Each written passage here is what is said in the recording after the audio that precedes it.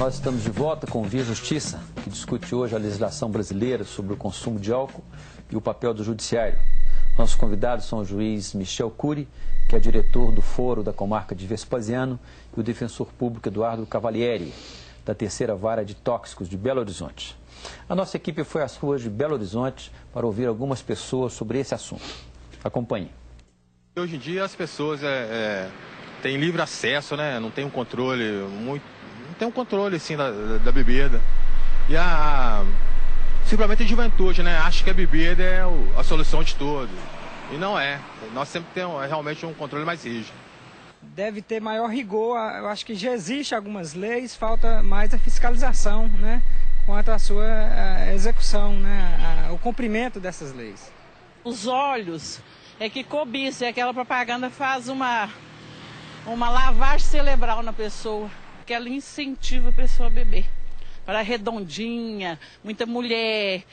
Fazendo propaganda ou não, o que eu acho mais importante é a consciência mesmo da pessoa que bebe, saber que a bebida não vai ser uma coisa boa para ele em todos os aspectos. Acho que bebida e direção não combinam, né? Doutor Michel, o senhor vê que a população, de maneira geral, pensa como o senhor, né? A questão da propaganda é efetiva. Mas a propaganda de bebida no Brasil, a restrição à propaganda que existe hoje é muito tênue, né? Não é como a do cigarro. O senhor acha que, nesse caso, haveria necessidade de uma legislação mais rigorosa? Claro que sim. Eu acho que é nesse sentido a ação, essa política do governo federal. Eu acho que ela caminha para isso. Tá, mas ela ainda não regulamentou nada sobre a propaganda e há uma resistência grande da indústria, né? Porque há realmente, né, é uma indústria, vamos dizer assim, ela é como a do cigarro, né?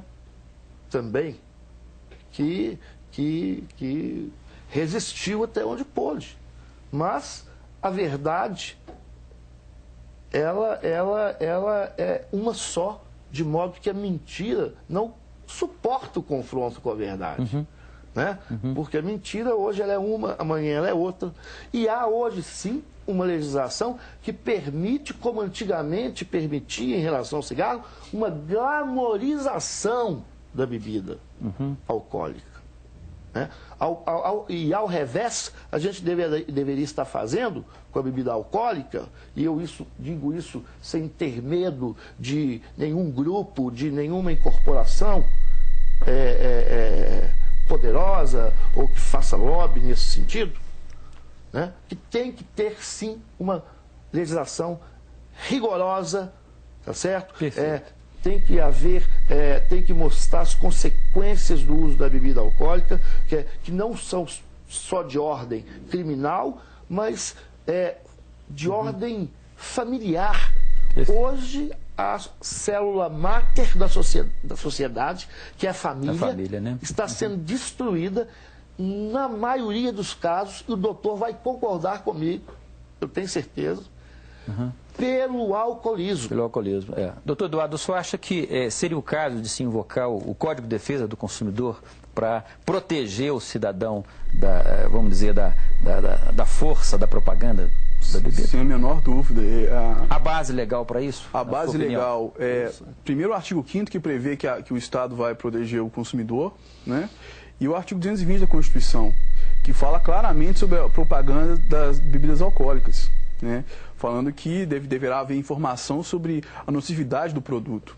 Muito me preocupa também a questão da glamorização.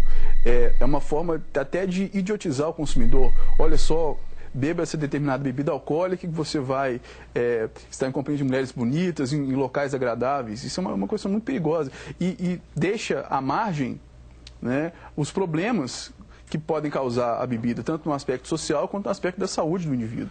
E quando fala em uso moderado, né? Uso moderado, né? Isso até quase que uma comunicação subliminar. Perfeito. Né? Aliás, o inconsciente do indivíduo. Exato. Beba com moderação, assim, mas beba. Exatamente. Doutor Eduardo, doutor Michel, a propósito disso, o colunista Gilberto de Menstein divulgou, numa das recentes colunas dele, ele divulga uma pesquisa de uma psiquiatra da USP, doutora Ilana Lansky, se não me falha a memória, exatamente, em que ela avaliou por um lado, o efeito da propaganda e o efeito da contrapropaganda, ou seja, daquela frasezinha, aprecie com moderação, né? Então, o efeito da propaganda é total para convencer as pessoas, e o efeito da contrapropaganda é praticamente zero. Doutor Eduardo, esse é um dos pontos que o senhor acha que a legislação brasileira deveria atuar, deveria modificar e ser mais rigorosa nisso aí? Sem a menor dúvida. Nós adotamos um sistema misto com relação à propaganda. Tanto os próprios, o CONAR, que é uma entidade, né, do publicitária. O CONAR é o Conselho Nacional de Autorregulamentação Publicitária. Ela vai regulamentar a publicidade, uma questão, um órgão privado, e também o governo. Eu acho que o governo deveria colocar padrões mínimos de advertência, como ocorre com o cigarro, para que o consumidor tenha a clara informação da bebida alcoólica. Não é uma questão de uma campanha contra o álcool, mas para esclarecer exatamente os efeitos que o álcool tem na sociedade e na saúde do indivíduo.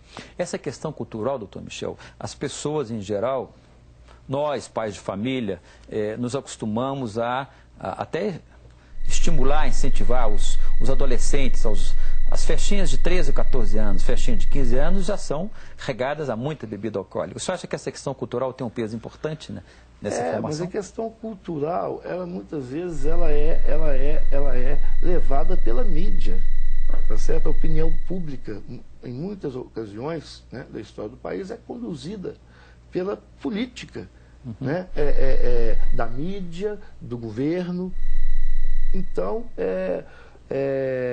hoje, a gente vendo essa iniciativa do governo federal, né, com a qual não tem a menor dúvida, qualquer dos governantes da esfera, né, da República,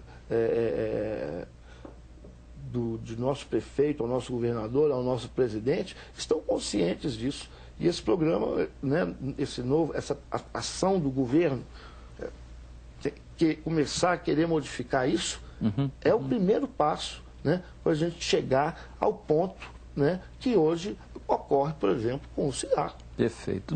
Para pegar o exemplo do cigarro, doutor Eduardo, a gente, no Brasil menos, mas nos Estados Unidos principalmente, tem sido muito comum que fumantes inveterados, né, que acabaram contraindo câncer de pulmão, principalmente, e outras doenças, entrarem na justiça contra os fabricantes para se ressarcir dos danos causados. Em tese, essa seria uma tese, uma hipótese também a ser adotada no caso do consumo de bebida alcoólica? O senhor acha isso, claro que estamos falando aqui em teoria, o senhor acha isso viável com a atual legislação brasileira? Do ponto de vista teórico, isso é perfeitamente viável. Pelo conhecimento que eu tenho da área, eu não consigo ver muito respaldo dos tribunais na prática, nem com relação ao cigarro, muito menos com relação à bebida alcoólica. Mas pelo arcabouço jurídico, principalmente consubstanciado no Código de Defesa do Consumidor, eu acho perfeitamente viável.